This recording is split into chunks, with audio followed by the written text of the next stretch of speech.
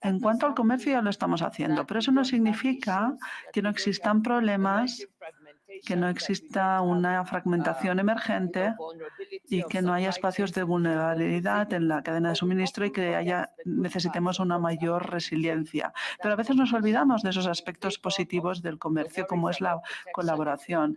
Hay las inquietudes en cuanto al proteccionismo y el unilateralismo y simplemente quería hacer hincapié en ese aspecto. Muchas gracias.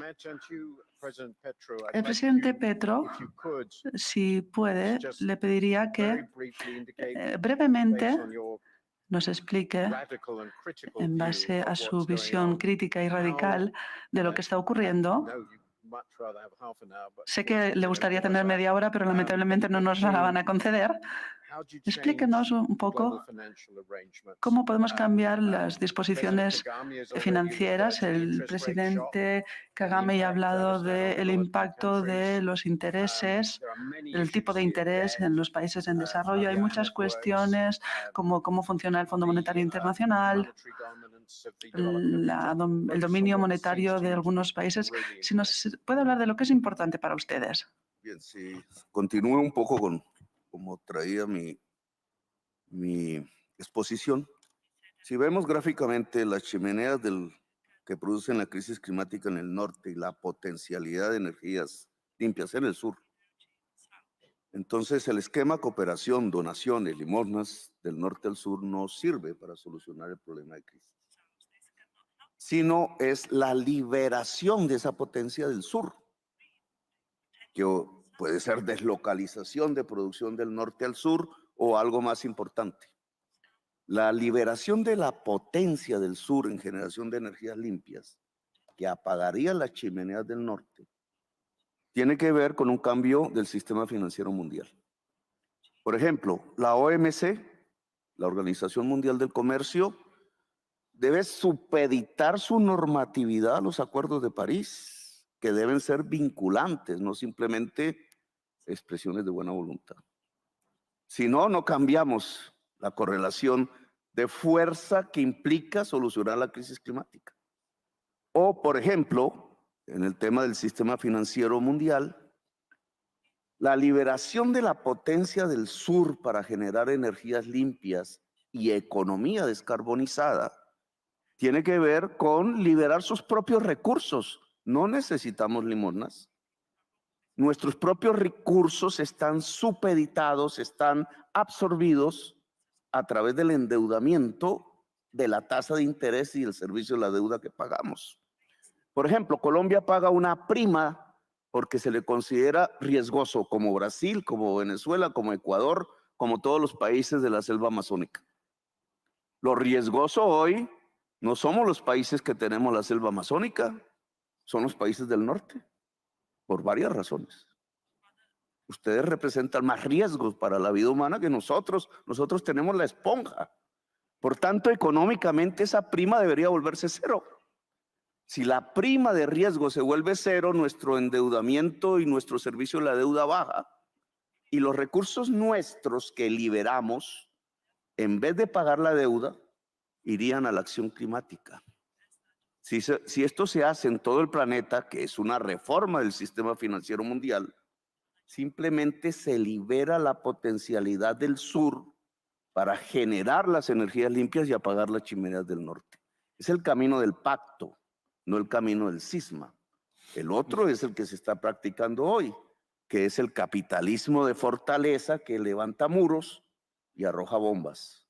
Por ahí hay un cisma político en la humanidad. Por el otro lado, hay un pacto democrático de la humanidad.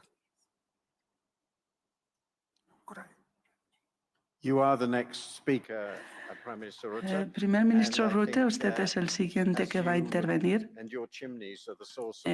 Sus chimeneas son las que suponen un riesgo en el mundo.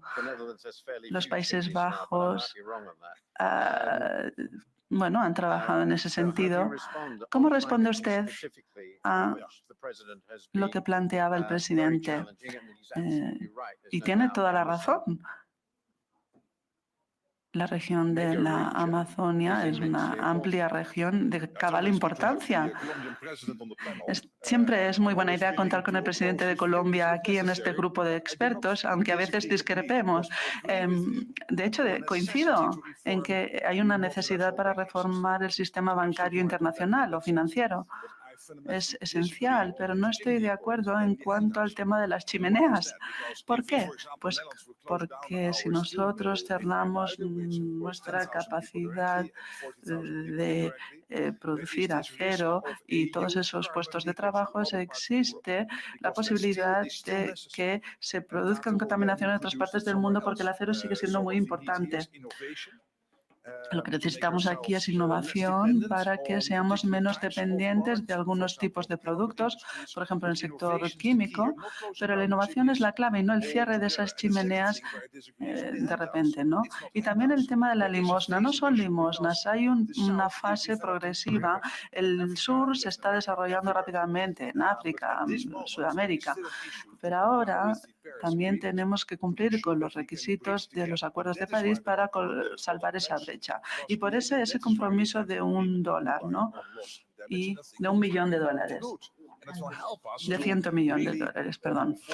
Y veo que asiente y que seguro que podemos encontrar puntos de acuerdo. Resumiendo, cuando hablamos del multilateralismo y la OMC es un buen ejemplo, porque en este momento es un momento complejo, no es fácil gestionar el comercio internacional. En cuanto a las subvenciones para la pesca, hemos llegado a acuerdos y hay otros ejemplos y hay otros países que se unen a la OMC. Lo que necesitamos aquí es una regulación, una mayor confianza y conversar sobre estos temas, ¿no? La OMC, por ejemplo, pero también el Acuerdo de París y los acuerdos que surgen de la COP, como los de los Emiratos, un ejemplo de mucho éxito que nos dice que podemos lograr estas cosas, que podemos tener un sistema, que hay una voluntad para tratar y sentarse a la mesa, como estamos haciendo ahora aquí, para hablar de nuestros puntos en común y nuestras diferencias y crear esa confianza, porque esta es la única manera de avanzar. Y no existe esa cisma, esa división entre el norte y sur.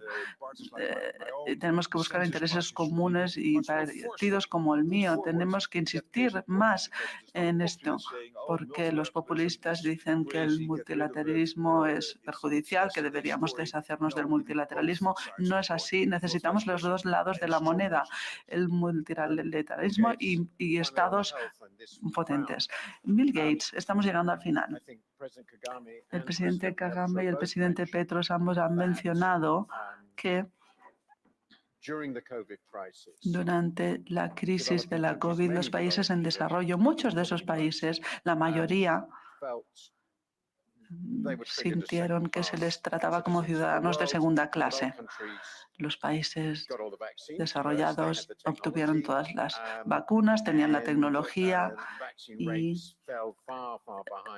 las tasas de vacunación estaban muy a la zaja en muchos países en desarrollo, en especial en África. ¿Lo haremos mejor la próxima vez? ¿Piensa usted que estamos preparados y resueltos a abordar un problema de salud mundial como un problema mundial? Y me pregunto si realmente hemos aprendido alguna lección de todo esto. Bueno, en parte, muchos no quieren hablar de la pandemia en estos momentos y desarrollar la capacidad para ver si estamos preparados o no. Y también desarrollar mejores herramientas para muchos de estos problemas en los que los fondos estarán limitados y para algunas decisiones no tendremos tantos fondos. Tenemos que ser más innovadores. Un buen ejemplo es el de las fábricas están haciendo la vacuna para las vacunas del ARN, como las de Bélgica. La idea es que tengamos suficiente capacidad en todo el mundo para que las vacunas puedan enviarse a todas partes, porque no queremos discriminar a nadie. Si es más barato contar con fábricas, pues así no discriminaremos a tantas personas. En India construyeron una fábrica en un par de meses, ¿no?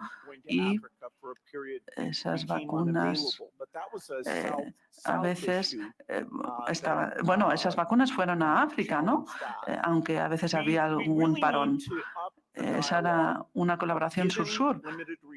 Tenemos que ver cómo, con recursos limitados, ver cómo destinamos los recursos. La nutrición y las vacunas siempre están arriba de esta lista de prioridades, ¿no?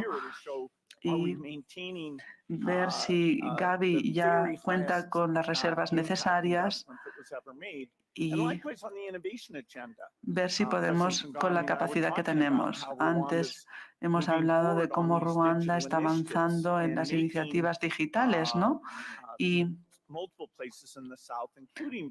en lugares como Ruanda, la India y otros están desarrollando laboratorios en los que la inteligencia artificial se utiliza ya. No estamos hablando de 5, 10 años, sino ahora. Y aunque hay una escasez de médicos, tal vez podríamos avanzar de manera más rápida con la tecnología si colaboramos, y seguro que les sorprenderán los beneficios que podemos lograr.